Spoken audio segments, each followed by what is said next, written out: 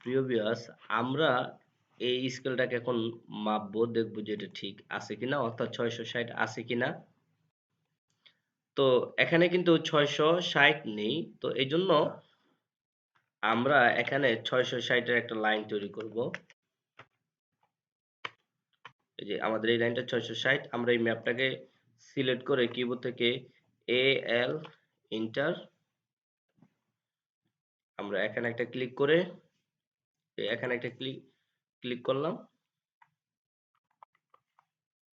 আবারও দেখাচ্ছে এল ইন্টার, এখানে একটা ক্লিক দিয়ে আমরা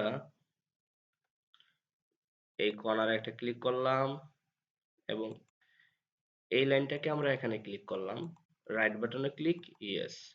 তো এখন আমাদের এই ম্যাপটা কিন্তু 660 যে স্কেল ফুললি এই স্কেলে হয়ে গেছে।